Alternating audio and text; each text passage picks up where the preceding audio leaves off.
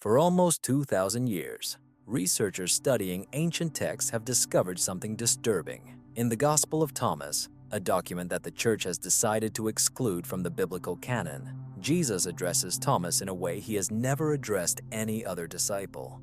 He calls him his twin brother in spiritual wisdom. If you have ever felt that something does not correspond to the official story of Thomas as an unbeliever disciple, historical evidence confirms your correctness. The image of Thomas, portrayed as a man full of doubts who had to touch the wounds of Jesus in order to believe, seems to have been deliberately distorted. Earlier manuscripts reveal a completely different picture. According to the documents stored in the Nag Hammadi library, discovered in 1945 in Egypt, Thomas was not a skeptic. He was the most spiritually advanced disciple, the only one who was able to understand the secret teachings that Jesus shared. Jesus shared his thoughts with his disciples in private. Why then did the official church decide that his teaching was questionable? What was it about Thomas's teaching that was so dangerous for church authorities? The evidence points to deeper causes than just theological differences. Thomas left behind a number of teachings that questioned the very idea of a religious institution as an intermediary between man and the divine. In the text bearing his name, Jesus teaches that the kingdom of heaven is not in the future, but in the here and now, inside every human being. There is no need for priests, rituals, and temple complexes. There is no need for a church to control access to salvation. One can imagine how it sounded for an institution that based its power on a completely opposite idea. Researchers have found that in the first centuries of Christianity, there were entire communities that followed the teachings of Thomas. These communities professed a direct personal knowledge of God, without intermediaries and hierarchy. In the year 325 AD, an event occurred that changed Christianity forever. The Council of Nicaea, convened by the Roman Emperor Constantine, made decisions that determined which texts would be included in the official Bible and which would be banned and destroyed. Among these decisions was the fate of the Gospel of Thomas. It was classified as heretical and sentenced to destruction, along with all those who dared to keep it. For more than 16 centuries, the world believed that these texts had disappeared forever. The Church managed to erase from history the most revolutionary teachings of Jesus, which Thomas faithfully preserved. But in December of 1945, not far from the city of Nag Hammadi in Egypt, a peasant looking for fertilizers for his crops made a discovery that shook the foundations of everything we thought about early Christianity. In 1945, Muhammad Ali al-Saman, searching for natural fertilizers in the rocks near Nag Hammadi, did not suspect that his discovery would forever change our understanding of early Christianity. According to the records of an archaeological expedition led by Dr. James Robinson from Claremont University, he found a ceramic jug in his hands, which had been covered with sand for centuries. 13 papyrus codices containing 52 different texts were found inside the jar. Among them was the complete Gospel of Thomas, which contained 114 sayings of Jesus, sayings that had never been part of the official Bible. What was written in these sayings cannot be found in any official church text. These exercises were considered so dangerous that they preferred to hide them in the desert so that they would not fall into human hands. However, the most shocking evidence of what Thomas actually taught had yet to be revealed. On December 27, 1945, Muhammad Ali could not have imagined that his search for natural fertilizers would lead to a discovery that would forever change our understanding of early Christianity. What this Egyptian peasant discovered in a buried ceramic jug turned out to be the secret archives of an ancient Christian Gnostic community. The community hid its most sacred text until it was severely persecuted and disappeared. Among these manuscripts was the Gospel of Thomas, a document containing 114 direct sayings of Jesus. It lacks the narratives, miracles, and complex structure typical of the canonical Gospels. These are just the pure words of the teacher, preserved as they were heard by his closest student. Dr. Elaine Pagels of Princeton University, one of the most renowned experts on Gnostic texts, describes this discovery as the most significant archaeological find for Christianity since the Dead Sea Scrolls. However, what really worried the church authorities when these texts were made public were the radical differences between the Jesus who speaks in the Gospel of Thomas and the Jesus we know from the canonical Gospels. These texts are strikingly different from the official Gospels. In the first sentence, Jesus says, "Whoever finds the meaning of these words will not taste death." He does not call for blind faith or submission to any organization. His words are aimed at understanding, personal discovery, and achieving immortality through inner knowledge. The third statement is even more revolutionary. If your mentors tell you, "Look, the kingdom is in heaven," then the birds of the sky will get ahead of you. If you are told, "It's in the sea," then the fish will be ahead of you. Rather, the kingdom is inside you and outside of you. Do you understand what this means? Jesus says that any religious leader who promises you a kingdom in the future, in heaven after death, is leading you astray. The kingdom is an experience that is present here and now, accessible directly through your own consciousness. Experts on ancient manuscripts have determined that these texts were written around the same time as the official Gospels. The Nag Hammadi texts were created around the same time as the canonical Gospels, and some even earlier. This suggests that the version of Jesus' teaching buried in the desert may be as reliable, or even more accurate, than the version that has come down to us through the official church. Dr. Bart Ehrman of the University of North Carolina draws attention to an important point in his research.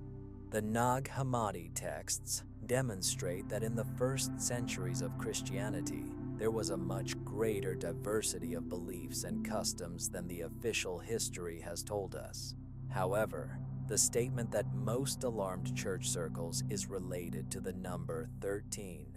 In it, Jesus asks his disciples, "Compare me to someone and tell me who I look like."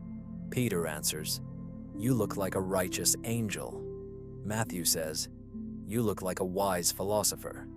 But when it's Thomas's turn, he replies, "Teacher, my mouth is completely unable to tell who you look like." Then Jesus takes Thomas aside and says 3 words to him. When they returned, the other disciples asked Thomas what Jesus had said to him. And Thomas answered, "If I had said to you even one of the words that he said to me, you would have taken stones and beaten me, and fire would have come out of the stones and burned me." What were those 3 words? What kind of knowledge did Thomas receive? Knowledge so dangerous that it could not be shared even with other apostles. Traditions preserved in later Gnostic texts suggest that Jesus revealed to Thomas the innate divine nature of every human being. The teaching that every human being is literally a spark of the Creator, manifested in physical form, is not a metaphor. According to these texts, this is a literal reality that everyone should discover and experience directly, without intermediaries, and without an institution that verifies or controls this experience. We live in the days when ancient prophecies are being fulfilled before our eyes. However, most people are still in the dark, shrouded in a veil of secrets that have been carefully hidden from humanity for centuries. But imagine, it is those passages of Holy Scripture that have been deleted and hidden that contain the answers you have been searching for many years. These answers can illuminate your path, strengthen your faith, and reveal the true purpose of Jesus coming to earth. You didn't even know that this mystery was about to be revealed. In the first utterance of the Gospel of Thomas, Jesus utters words that might have seemed blasphemous to the religious authorities of his time. These are the secret words spoken by the living Jesus and recorded by Didymus Judas Thomas. He says, "Whoever understands the meaning of these words will not taste death." Do you realize how revolutionary this is? Jesus does not promise salvation through faith in any institution. He doesn't talk about rituals or sacraments. He calls for understanding, for a personal discovery of the meaning hidden in his teachings. According to research by Dr. April DeConnick of Rice University, this approach was the exact opposite of what developed in the communities that later became the official church. While the leaders of these communities emphasized the need for blind faith and obedience to authority, Thomas retained teachings that emphasized gnosis, the direct, inner knowledge of the divine. The Greek term gnosis does not just mean intellectual knowledge. It is a direct experience, an awakening of consciousness that allows a person to realize his true divine nature. In saying number 70, Jesus clearly says, "If you bring forth what is within you, what you have will save you. If you don't have it inside, then what you don't have will destroy you." What is inside us? According to the Gnostic traditions preserved by Thomas's disciples, this divine spark is the direct presence of the Creator, manifested through our consciousness. It was this spark that became the biggest threat to the institution, which was created as the only intermediary between humanity and God. This divine spark does not require external verification. It does not need special rituals to activate, and it does not need permission from any authorities to declare itself. Religious historian Dr. Marvin Meyer, a professor at Chapman University, notes that the teachings preserved in the Gospel of Thomas represent a form of Christianity that could have rendered unnecessary the entire institutional structure that later became dominant. In saying 77, Jesus says something that could cause a real panic in religious circles. "I am the light that is above all things. I am everything. Everything has gone out of me, and everything is coming back to me. Split the tree, and I'm there. Pick up the stone, and you will find me there." Do you understand what this means? Jesus is not presented here as a unique historical figure who needs to be worshipped from a distance. He reveals himself as a universal consciousness that is present in everything, including each of us. This is not a teaching about Jesus as a separate person, but about the nature of Christ, which lives inside each person and awaits our direct recognition and experience. The Dead Sea and Qumran manuscripts show that this understanding was widespread among the spiritual communities in the time of Jesus. For example, the Essenes practiced purification rituals and deep meditations specifically designed to activate inner consciousness. But when Emperor Constantine convened the Council of Nicaea in the year 325, all these teachings, close to the original spirit of Christ, were declared heretical. Why? Because people who had directly experienced their divine nature would no longer need a church to control their access to the sacred. The saying 113 is perhaps the most striking example. The disciples asked Jesus, "When will the kingdom come?"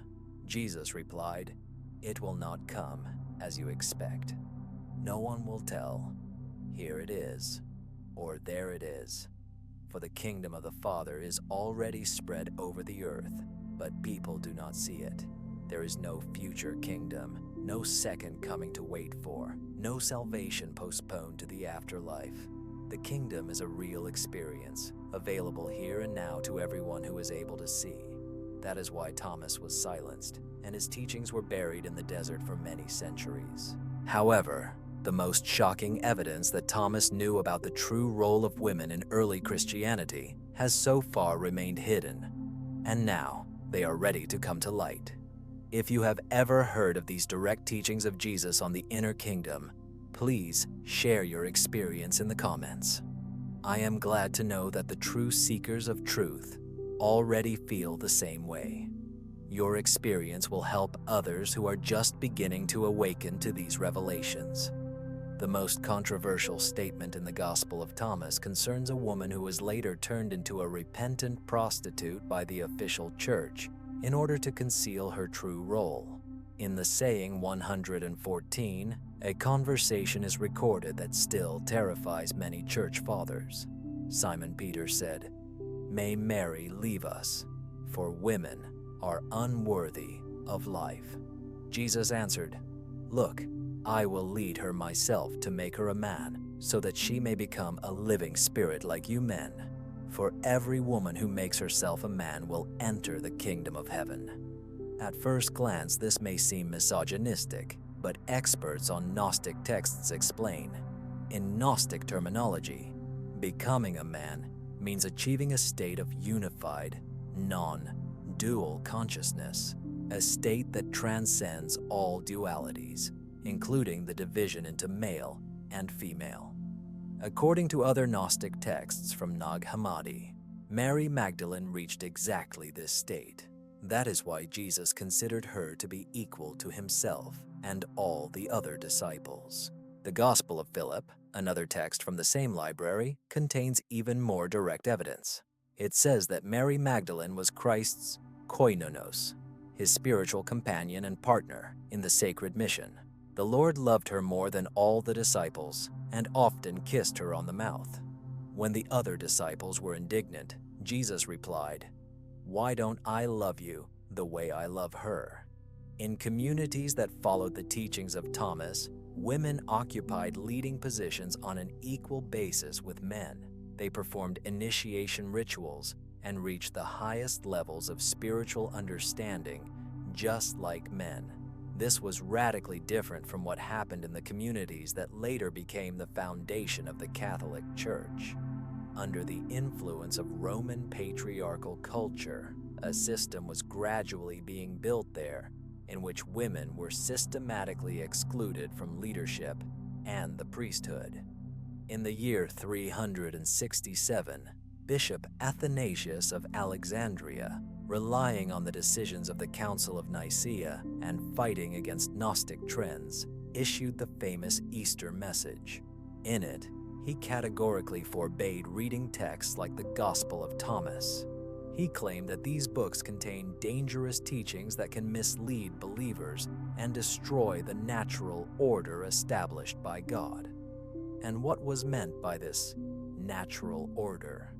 A system in which men had absolute power over women, and women could not teach, lead communities, or have direct access to the deepest secrets.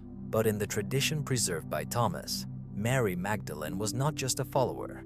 She was a real teacher, dedicated to the most intimate secrets, an independent spiritual leader. Another text from the Nag Hammadi library, the Gospel of Mary, describes a stunning scene. Peter turns to Mary Magdalene and says, "Sister, we know that the Savior loved you more than all other women. Tell us the words of the Savior that you remember, which we do not know and have not heard." Mary shares her deep vision, but Peter becomes enraged. Did the teacher speak alone with the woman and not openly with us? Do we really have to turn around now and all listen to her? Then another disciple, Levi, intervenes and replies, "Peter, you've always been hot. Now I see that you are speaking out against women as our enemies. If the Savior made her worthy, who are you to reject her? Undoubtedly, the Savior knew her very well and therefore loved her more than he loved us." This tension between Peter and Mary Magdalene was not just personal. It reflected two completely different visions of Christianity. One where access to the divine is controlled by male institutional authority, the other where every person, regardless of gender, has a direct and equal right to it. Get direct access to a deeper spiritual experience today. Which of these two visions became the official version of the story? What you are learning about the Council of Nicaea and its real decisions may raise even more questions and answers. On May 20th, 325 AD, a decision was made in the city of Nicaea that forever changed the path of humanity. On that day, under direct pressure from the Roman Emperor Constantine, it was announced which version of Christianity would survive and which one would be erased from history. According to the records of the church historian Eusebius of Caesarea, who himself attended the council, the meeting was called not only for spiritual reasons. Constantine had a serious political task. The Roman Empire was torn apart by religious conflicts that threatened its unity. The emperor needed a unified, manageable, and state-friendly Christianity, an instrument of social cohesion and control. Thomas's teaching was the exact opposite of this. Dr. Ramsay MacMullen of Yale University, one of the leading experts on the late Roman Empire, emphasizes that the Council of Nicaea was not only a religious, but also a deeply political event. Questions of secular power weighed here no less than theological disputes. Among the approximately 300 bishops gathered in Nicaea, two currents collided. Some advocated an institutionalized Christianity with mandatory intermediaries. Others defended ancient traditions where every person, male or female, had the right to personal, direct communication with God. Direct access to divine experience was what attracted Thomas's followers. They argued that the sayings in his gospel were the purest form of Christ's teaching, free from later political layers. They especially loved the saying, 42, be passers-by. That is, do not cling to external forms, remain in a constant, vivid, direct experience of the sacred. But the bishops, allied to the imperial government, considered such ideas deadly. They said that if everyone interprets Christ for themselves, there will be no unity in the empire. We need a single doctrine, a single voice of the church, and a single control system.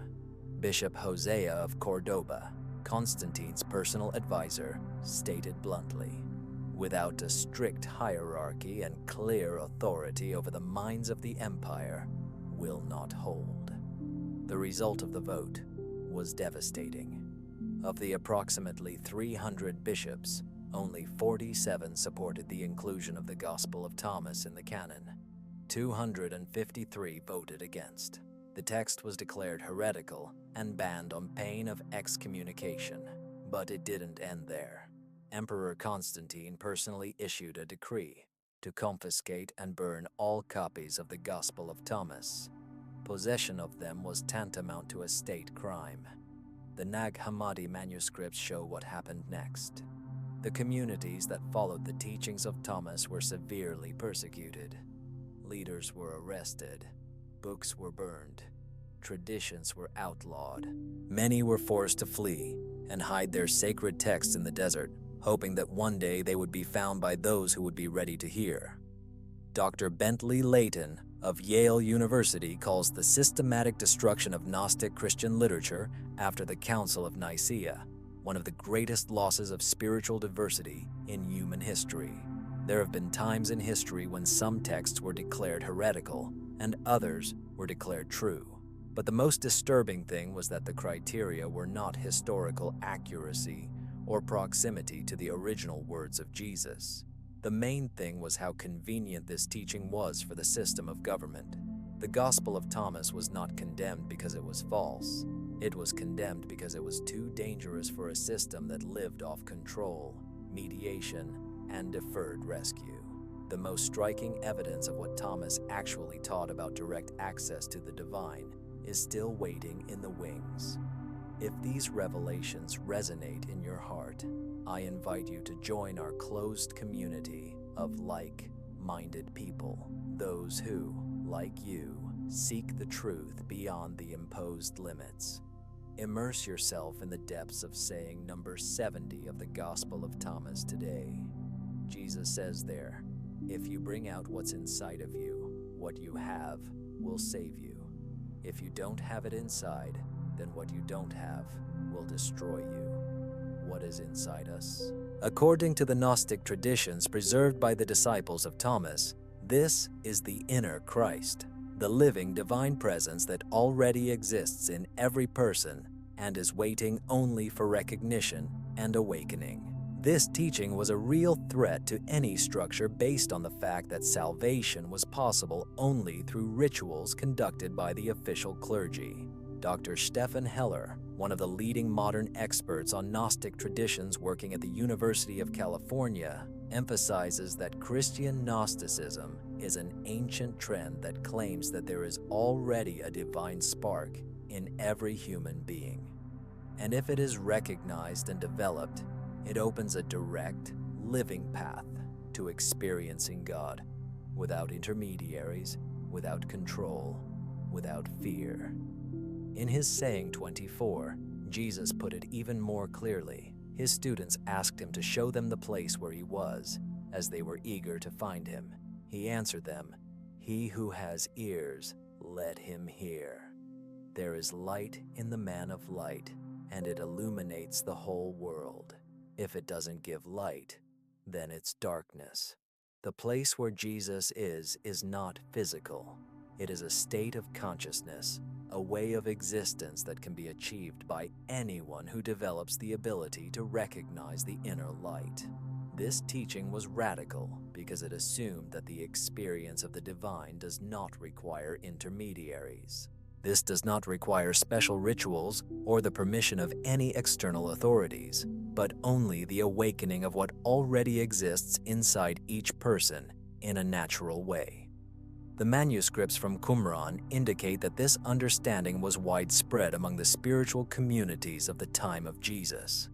The Essenes practiced special meditation and purification techniques that were developed specifically to achieve this goal. To activate this inner light, it is necessary to refer to the discipline manual found in the caves of Qumran. According to this guide, the Essenes believed that God had given man two spirits with whom he must coexist until his spiritual awakening: the spirit of truth and the spirit of evil. In the source of light are the sources of truth, and in the source of darkness are the sources of evil. The same teaching is found in the Gospel of Thomas, but it is expressed even more directly. In the saying 61, Jesus says, "When you make two into one, and make the inner as the outer, and the outer as the inner, and the upper as the lower, and when you unite so that man and woman become one, then you will enter the kingdom." What does it mean to combine them both into one whole? According to the Gnostic traditions, this means to unite the ordinary consciousness with the divine consciousness, to integrate the human personality with the inner presence of Christ. This experience of unification was the central goal of the spiritual practices that were taught in the communities that followed Thomas. It was not a theoretical or future experience, but a directly experienced state, what can be achieved already in this life through certain practices of self-knowledge really frightened the church authorities. The person who experienced this unity no longer needed external confirmation of his spirituality. He did not need a priest to judge whether he was in grace or in sin. He didn't need rituals to connect with the divine. In saying 77, Jesus expresses this idea clearly. "I am the light that shines over all things. I am everything. Everything comes from me, and everything comes to me. Split the tree, and here I am. Pick up the stone, and you will find me there." This is not a teaching about Jesus as a unique historical figure. This is a teaching about the universal nature of Christ, which is present in everything and awaits recognition. Dr. Marvin Meyer of Chapman University notes that the teachings of the Gospel of Thomas present Jesus not as an object of worship, but as a teacher who guides us on the path to truth and understanding. Thomas pointed to the divinity inherent in every human being. This understanding would make the entire institutional structure that developed in official Christianity unnecessary. Why do you need a church that controls access to the sacred when you can directly experience the divine presence? Why do you need complicated rituals if true communication is a state of consciousness that you can achieve at any moment? Why do you need someone to forgive your sins when you can directly acknowledge your inherent divine nature? These issues were too dangerous for a system that depended on keeping people in a state of spiritual dependence. That's why Thomas's teachings were silenced. That's why they were declared heretical. That's why they were buried in the desert for 1,600 years. But there is still evidence of how these teachings reached India and why Thomas took these steps. In the 52nd year of our era, when Peter founded the first Christian community in Rome and Paul preached to the pagans in Asia Minor, Thomas embarked on the most unusual and dangerous journey of all the apostles. He went to India, carrying with him the most intimate teachings of Jesus. According to the Acts of Thomas, a 10th century text that describes his apostolic mission, his trip was not accidental. He had clear instructions to take the Gnostic teachings to lands where there were already spiritual traditions developed enough to be understood. Dr. A.E. Medley-Cott, a historian specializing in early Christianity in India, says, "The Acts of Thomas became the most important source of information about his journey and is a valuable historical document. Archaeological and textual evidence confirms that Thomas founded Christian communities on the southwest coast of India. These communities practiced Gnostic forms of spirituality that were significantly different from Christianity, which developed in the Roman Empire. Why India? Researchers have found that already during the 1st century, there were spiritual traditions in India that taught concepts remarkably similar to those that Thomas learned from Jesus. These traditions taught about the divine nature inherent in every human being, about the possibility of direct experience of the sacred, and about specific methods for achieving high states of consciousness. According to the Vedas and Upanishads, Hindu sacred texts dating back several centuries BC, it was already taught that Tat Tvam Asi means you are that. That is, the fundamental identity between individual consciousness and universal consciousness. This was the same teaching that Thomas followed. Jesus conveyed to Thomas the intimate understanding that every human being is the embodiment of divine consciousness.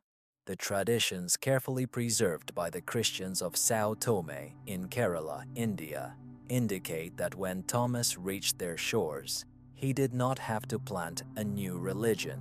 He realized that the profound teachings of Jesus fit perfectly with the spiritual traditions that already existed on this earth. Dr. L.V. Brown, a specialist in Sao Tome Christianity from the University of Cambridge, explains that the Christian communities founded by Thomas in India have developed a unique synthesis between the teachings of Jesus and local contemplative traditions. This synthesis created a form of Christianity that both preserved the original message and was deeply integrated into the culture. According to texts preserved in Syriac in these communities, Thomas taught that Jesus did not come to create a new religion, but to awaken an understanding that already existed in human consciousness. This understanding could be expressed through various cultural traditions, but it did not lose its essence. In the Acts of Thomas, there's a hymn that he sang during initiation rituals. It said, "Come, perfect knowledge. Come here, expert in hidden mysteries. Come, silent connoisseur. You reveal the great deeds of the Perfect One." By perfect knowledge, Thomas meant not intellectual information, but the direct experience of the union of individual consciousness with the divine.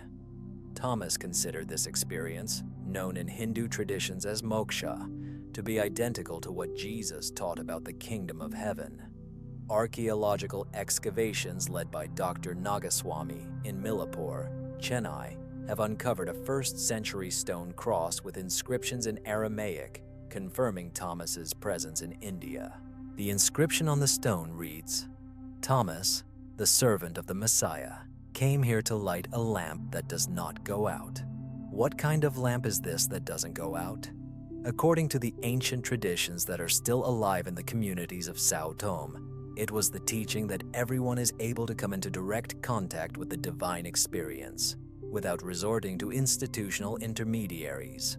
However, the most amazing thing begins with the fact that, according to Indian traditions, Thomas not only taught these truths, but he himself deeply practiced them. He developed the ability to enter deep meditative states in which he directly felt oneness with the universal consciousness. According to the text known as the Song of the Pearl, which is preserved in the Acts of Thomas, he achieved what Eastern traditions call Sahaja Samadhi, a natural state of constant union with the divine, which no longer depends on external circumstances. It was living proof that Jesus' teachings about the inner Christ were not just metaphors or promises for the future, but real possibilities that could be realized in this life, in this body, in this consciousness. The communities that Thomas founded in India have maintained these traditions for centuries, developing practices of meditation, sacred chanting, and contemplative ministry that perfectly combine Jesus' teachings with local spiritual teachings. But when Portuguese missionaries arrived in India in the 15th century, they were amazed to find Christian communities there. These communities did not meet the standards of the Catholic Church at all, and professed forms of spirituality that had long been considered heretical in Europe. As a result, systematic persecution began. Syriac texts were confiscated, contemplative traditions were banned, and communities were forcibly forced to adopt the Roman form of Christianity. However, some traditions have remained secret, and they have brought to our days the teachings that Thomas brought from Jerusalem to the shores of India. But the fact that you are now learning about other lost texts of Thomas, which have been systematically destroyed, is even more disturbing. Where are you watching this video from? I am very glad that these truths are reaching thirsty souls all over the world. Please specify your country or city. Let's create a global network of truth seekers. What we found in Nag Hammadi was just the beginning. Many are familiar only with the Gospel of Thomas. However, according to ancient patristic texts, Thomas wrote at least 3 different Gospels, each of which revealed different aspects of the teachings and mysteries of Jesus. Bishop Hippolytus of Rome, who wrote in the 230th year of our era, mentions in his work, Refutation of All Heresies, the existence of the Gospel of the Infancy of Thomas and the Gospel of the Mysteries of Thomas, in addition to the Gospel of Sayings known to us. Dr. Ron Cameron of Los Angeles Wesleyan University, a specialist in Christian apocryphal literature, explains that references in patristic sources indicate the existence of an entire literary school attributed to Thomas. This school represented an alternative set of teachings that could well have formed a completely different New Testament. What did these other Gospels contain? The fragmentary references that have survived suggest that they explored some aspects of Jesus' teaching that were not included in the official tradition and are of particular interest. The Gospel of Childhood, as Epiphanius of Salamis testifies, contains stories about Jesus' childhood when he showed amazing abilities. However, these abilities were not miracles in the traditional sense, but rather testified to the possibility of expanding consciousness that each person could develop. In one of the surviving fragments, the infant Jesus addresses his parents. "Don't look for me like an ordinary child. Even before I was born, I knew everything that was, is, and will be. My consciousness is not limited to this body." These words were not a statement about the divinity of Jesus alone. According to the Gnostic traditions, they reflected the teaching about the nature of awakened consciousness, a state that anyone can achieve by realizing their true identity. The Gospel of the Saints and Mysteries mentioned by Clement of Alexandria contains specific instructions on practices aimed at achieving this state. Initiations, which allowed disciples to directly experience the states of consciousness achieved by Jesus, were an integral part of early Christianity. Origen of Alexandria, one of the leading theologians of the time, mentioned that these texts contain teachings for those who are not satisfied with simple faith and seek deeper knowledge. What kind of practices were they? Fragments preserved in later Coptic texts suggest that they included deep meditation techniques, mindful breathing exercises, and purification rituals aimed at activating the so-called spiritual eye. In a fragment known as the Prayer of the Apostle Thomas, which has been preserved in a 2nd century Coptic manuscript, we find the following instruction: "Close the eyes of the body so that the eyes of the spirit may be opened. Put your thoughts in order so that I can awaken the mind of Christ that is already in you." These practices were similar to those taught in the mystical traditions of the ancient world, but with one important difference. While the mystical traditions of the ancient world often required many years of preparation and complex initiations, Thomas's teaching stated that the realization of the divine is accessible to everyone who sincerely strives for it. According to Irenaeus of Lyon, the author of the work Against Heresies, written in the 180th year of our era, the communities that followed these teachings believed that in every person there was a divine seed that could germinate and become a full-fledged tree of spiritual realization. This understanding posed such a threat to the established institutional structure that Emperor Diocletian issued a special decree in the 303rd year of our era, demanding the destruction of all texts that claim that people could achieve divinity on their own. The persecution was systematic and brutal. Entire libraries were burned, scribes were executed, and communities that preserved these traditions were dispersed. Church historian Sozomen notes that during the time of Diocletian's persecution, more sacred texts were lost in 3 years than in the previous 3 centuries. However, some of them still survived, hidden in remote monasteries or buried in the desert by communities who believed that one day they would be discovered again. In 1896, British archaeologists found fragments of papyri in Oxyrhynchus, Egypt, which contained statements of Jesus that were not included in the canonical Gospels. Many of these fragments had stylistic features similar to the Gospel of Thomas. One of these fragments, known as the Oxyrhynchus Papyrus 654, conveys the teachings of Jesus. It says that those who seek will not stop until they find it. When he finds it, he will be amazed, and after that, he will be surprised and gain power over everything.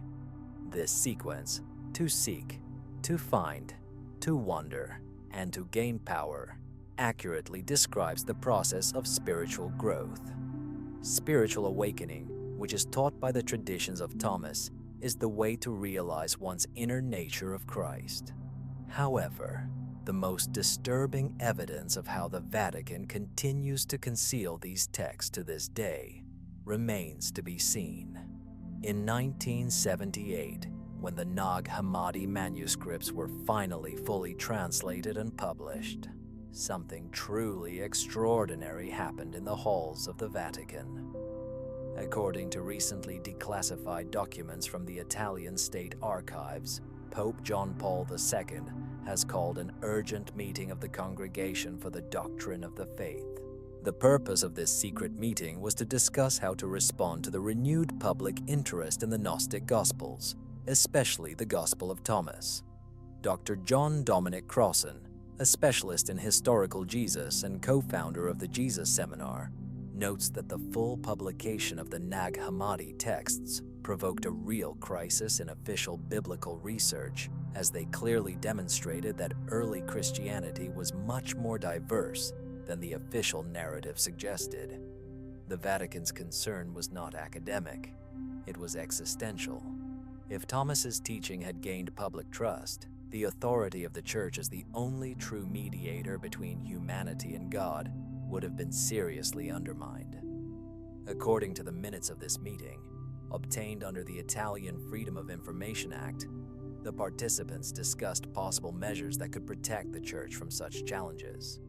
The future Pope Benedict XVI, then Cardinal Joseph Ratzinger, argued that these texts posed a real threat to the correct understanding of the Church's saving mediation.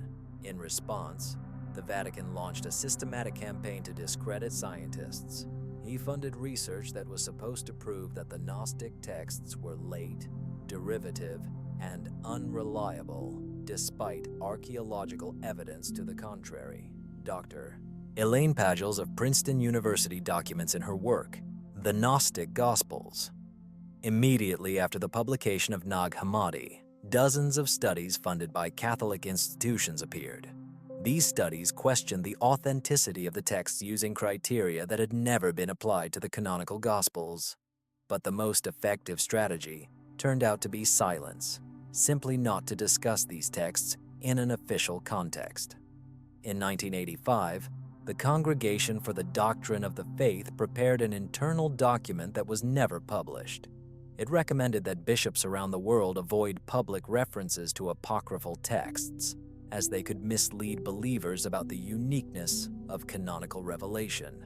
In particular, it was recommended not to refer to the Gospel of Thomas and to emphasize the fundamental difference between the authentic apostolic tradition and the later Gnostic speculations.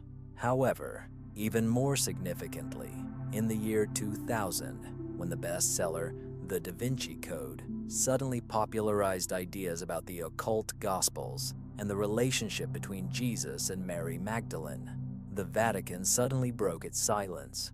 Pope John Paul II dedicated an entire encyclical, Ecclesia de Eucharist, to an indirect refutation of Gnostic ideas about direct access to the divine.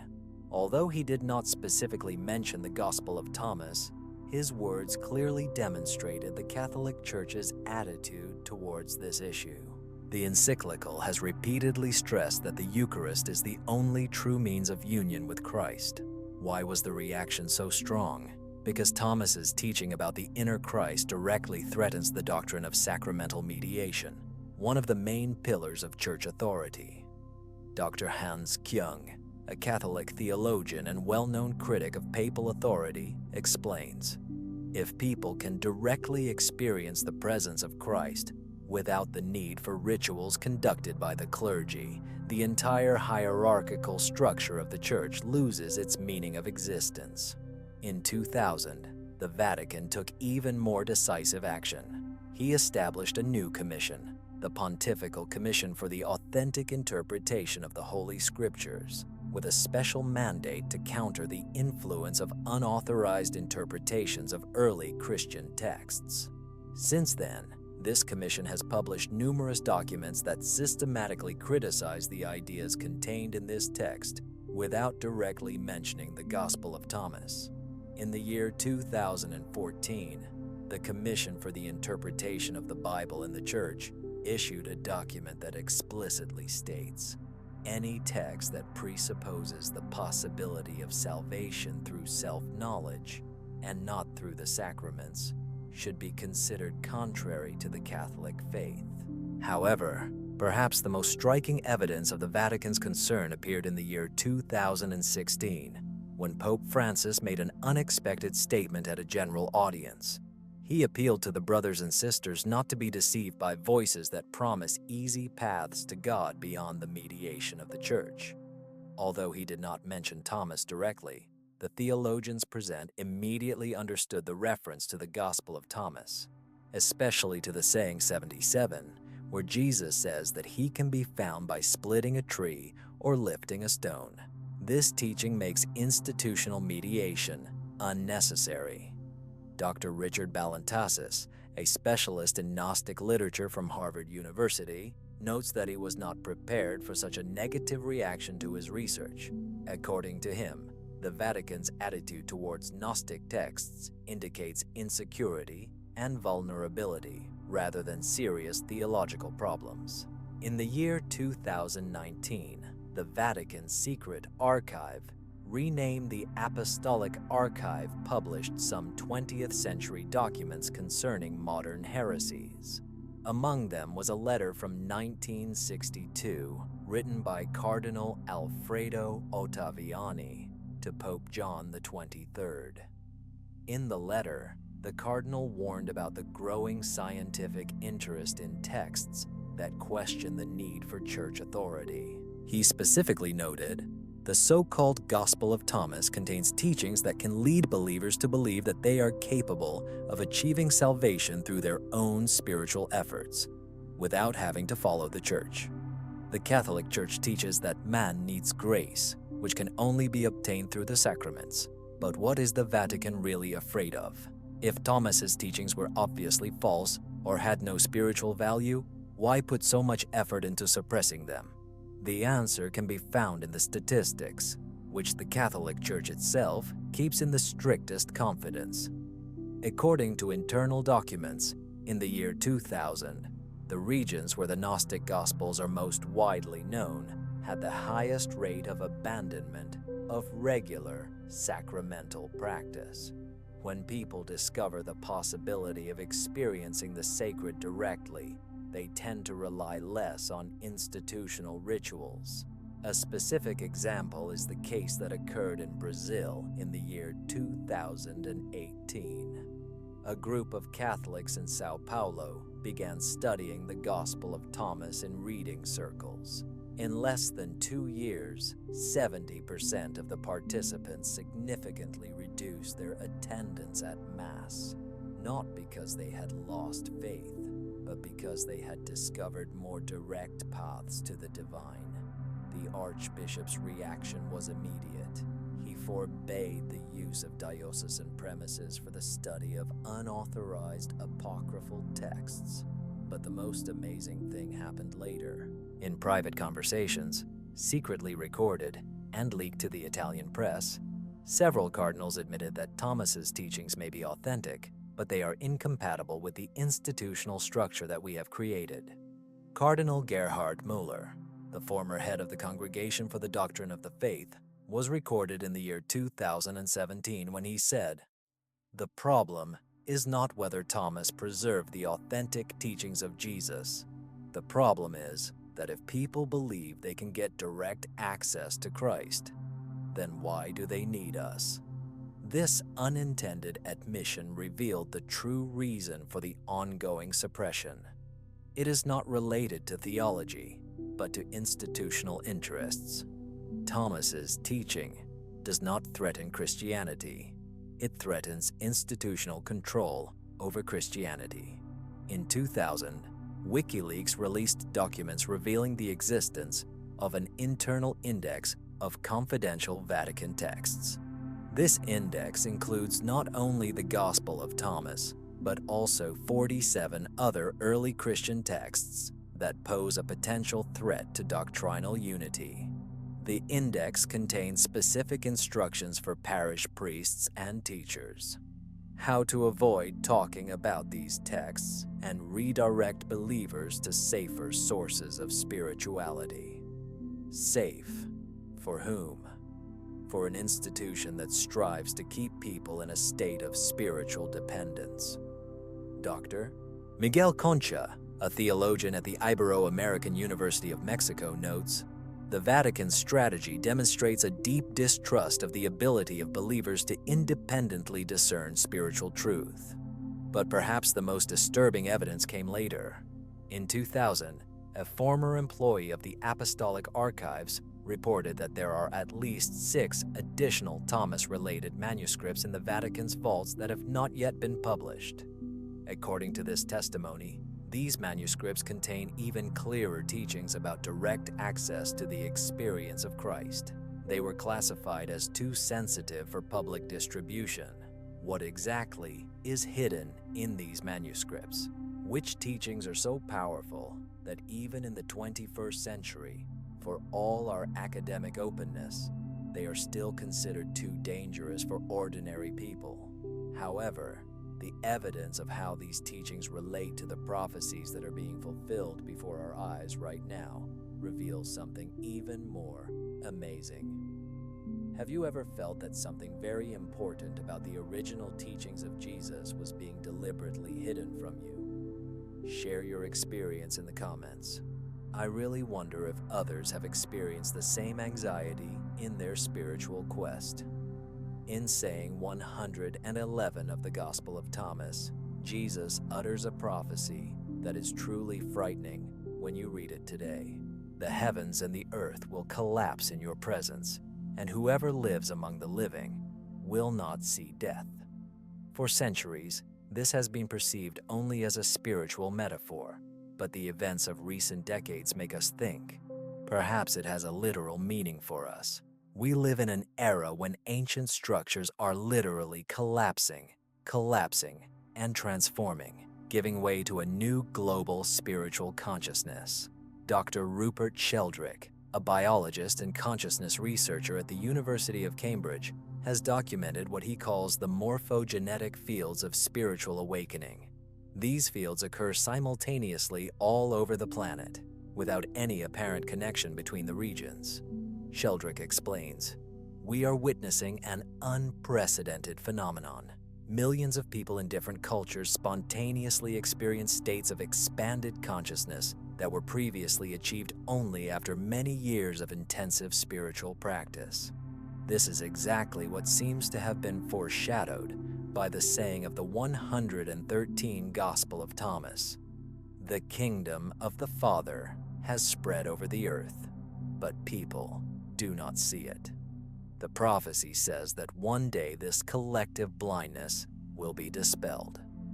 According to Gnostic texts, Thomas predicted that in the last days the veil hiding the divine presence would become so thin that even the sleeping would begin to awaken. We are experiencing these last days not as a traditional apocalypse, but as the end of an era of mass spiritual unconsciousness. The global statistics of spiritual experience fully confirm this picture. Research by the Pew Research Center shows that over the past 20 years, the percentage of people experiencing direct spiritual experiences without any mediation has increased by 340%.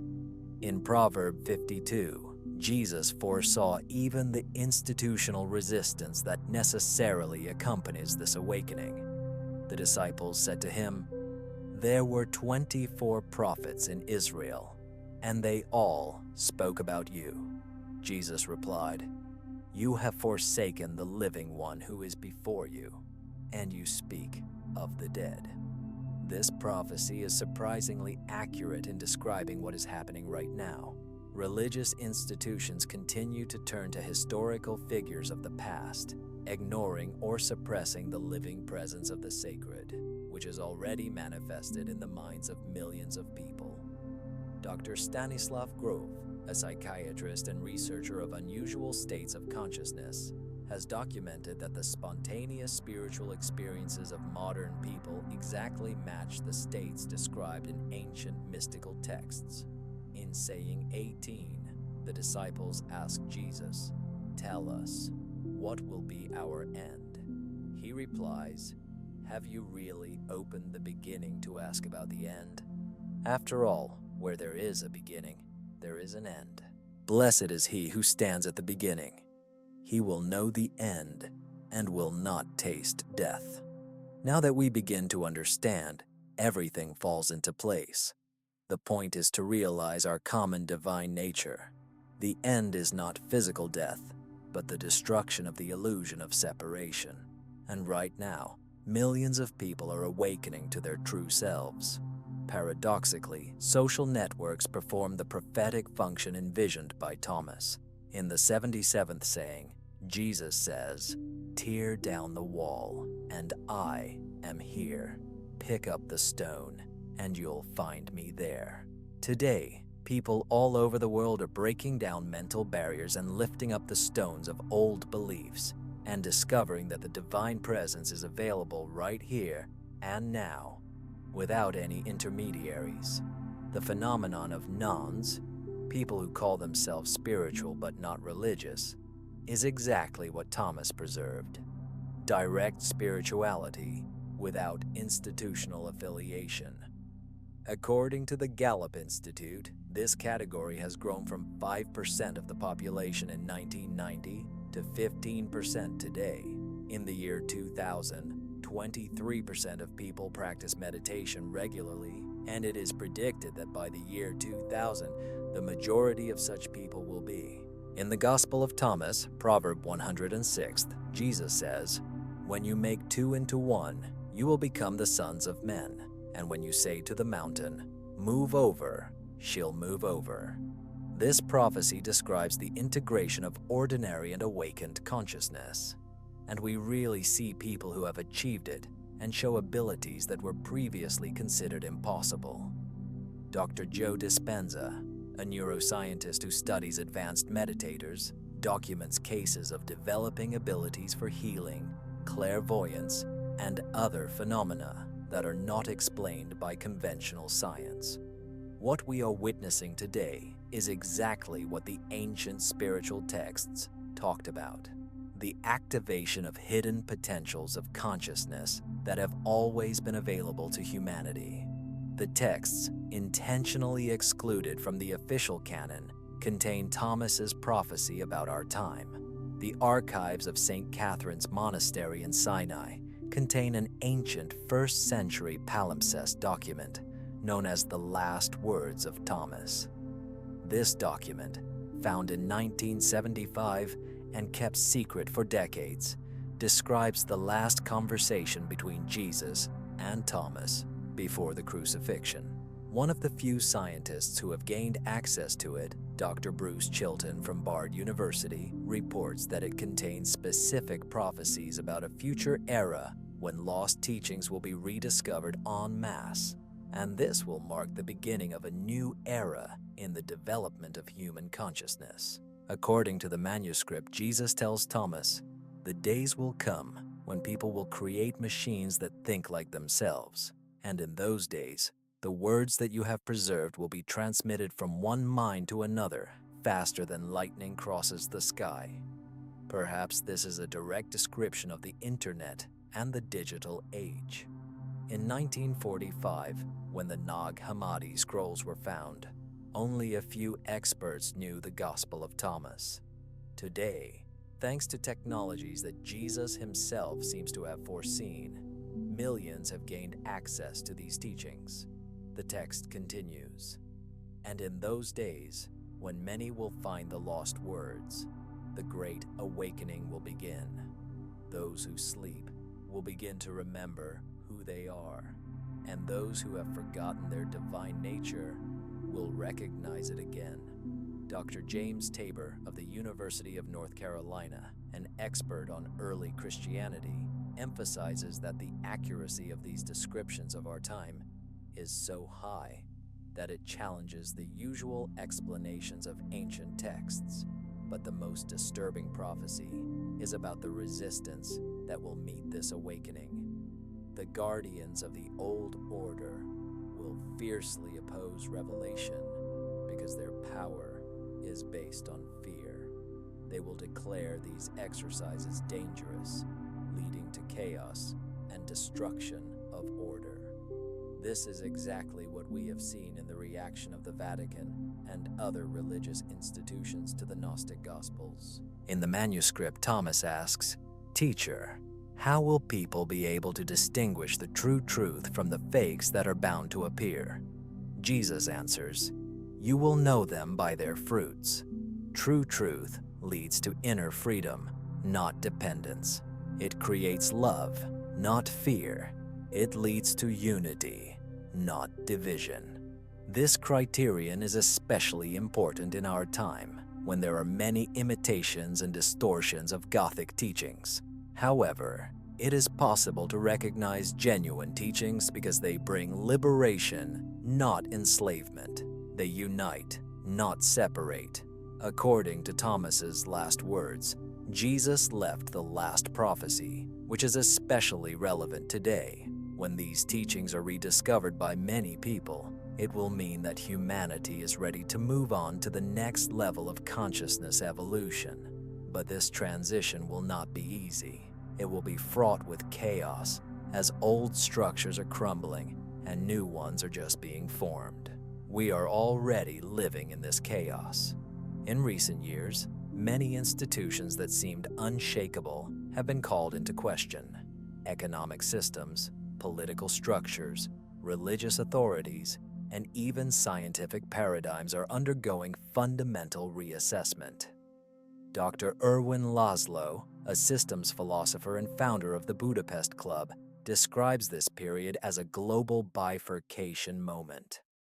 We are experiencing a turning point in the history of mankind when we are faced with a choice: either collapse or transition to a new level of organization. Thomas's prophecy suggests that this period of chaos is inevitable and not eternal. According to the Sinai manuscript, Jesus addresses her: "Do not be afraid when you see that the world seems to be collapsing. It's like being born. There must be contractions before a new life is born. The emerging new life is humanity, which no longer needs intermediaries to access the sacred, which recognizes its inherent divine nature, and can directly experience the unity behind the apparent separation." And now comes the most amazing part of the prophecy. These days, people will not need to look for external teachers, because they will awaken an inner teacher. The teaching will come directly from the source to those who are ready to accept it. Isn't that amazing? Isn't that what's happening now? Millions of people say that they have received spiritual teachings directly, without studying texts or following traditional teachers. Dr. Rupert Sheldrake describes this phenomenon as the morphic resonance of awakening, when spiritual knowledge is transmitted directly from consciousness to consciousness, without the need for oral or written communication. At the end of the manuscript, Thomas asks, "Teacher, what should those who are awakening in these times do? Let them live as examples of what is possible. Let them preach not with words, but with their way of life. Let them not build new institutions, but embody the truth they have awakened." This may be the most important lesson of our time. It's not about creating new religions or organized movements. It's about living an authentic life with an awakened consciousness that allows that authenticity to inspire others to awaken. According to the prophecies of Thomas, we are living in the most amazing time in the history of mankind. During this period, people begin to realize their true divine nature. However, those who experience this awakening have a special calling that goes beyond personal experience. If you find yourself here, it means that these revelations have touched something deep inside you. This is not accidental. According to the teachings left by Thomas, there are souls who have come here precisely to become part of the great awakening taking place in humanity. In the 49th passage of the Gospel of Thomas, Jesus says, "Blessed are the lonely and the chosen, for you will find the kingdom, for you came from it and will return to it." The lonely and the chosen are not just special people, but those who have reached a certain level of spiritual independence and have never fully agreed with official explanations. You have always felt that there is something more than what the official versions of spirituality say. You were constantly worried that they couldn't contain the whole truth. However, this concern was not a sign of a lack of faith. On the contrary, it testified that your soul remembers its true origin. According to the Gothic traditions, which were preserved by Thomas's disciples, there are souls who have preserved, albeit vague but unchangeable, the memory of their original divine nature. These souls have a natural longing for teachings that speak of inherent divinity, direct access to the sacred, and inner spiritual authority. In the third saying, Jesus teaches, "When you know yourselves, you will become known and realize that you are children of the living Father. But if you don't know yourself, you will live in poverty, and you will become that poverty yourself." This self-discovery is not just a psychological exercise, it is an awakening to one's true identity as a unique expression of divine consciousness. And when that happens, you will no longer be able to live like an ordinary person who seeks God from a distance. You realize that you are God, experiencing yourself through your unique form, your unique history, and your unique perspective. But with this realization comes responsibility. In the 70th saying, Jesus says, "If you bring forth that which is within you, then that which you have will save you." It will not only save you, but it will also become a light that helps others to remember who they really are. Dr. David Hawkins, a psychiatrist and consciousness researcher, has documented that one person who has reached high states of consciousness can have a positive impact on thousands of people in their energy field without needing direct contact. Your awakening is not just for you. It is your contribution to the collective awakening that is taking place in humanity. But how to live with this understanding in a world that is still asleep and afraid to wake up? How can we overcome the illusion of separation? Thomas left us special teachings that can help us in this. In Proverbs 77, Jesus teaches us omnipresence. He says, "Divide the forest, and here I am. Pick up the stone, and you will find me there." When we realize that the divine presence is everywhere, every moment becomes an opportunity for direct communication with Him. We don't have to look for a special place, follow a certain ritual, or wait for a certain moment. At any moment, if we overcome the limitations of our ordinary thoughts and perceptions, we can feel the presence that has always been with us. In the 113th dictum, Jesus speaks of the immediacy of the Father's kingdom. He claims that the kingdom extends over the earth, but people cannot see it. The kingdom is not the future, but the present. It is not a place, but a way of seeing, a quality of awareness that is available to everyone who awakens at this time. The call is clear: to live as living examples of what is possible when a person realizes his true nature. It's about being a role model and showing how you can live without being afraid to show your true self. It's not about transforming others or creating movements. The goal is to embody your awakening so authentically that others, just by being in your presence, will remember something about themselves. According to Thomas's teaching, it is the most powerful form of spiritual service to be so sincere about who you really are that you give permission to others to do the same. In the 108th saying, Jesus promises that whoever drinks from His mouth will become like Him, and he will become like Jesus, and hidden things will be revealed to him. It's not about becoming Jesus, but about awakening the same inner Christ that He awakened. From the same source, you will receive the revelations you need for your unique ministry at this extraordinary time. Your time has come. Your awakening is necessary. You can contribute to the great awakening of humanity if you take the initiative. Subscribe to the channel and activate your potential. Don't miss a single revelation. Subscribe to our channel.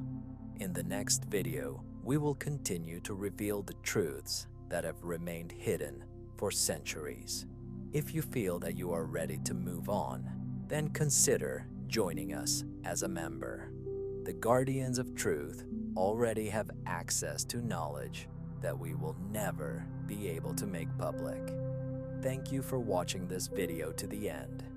We'll meet in the next issue.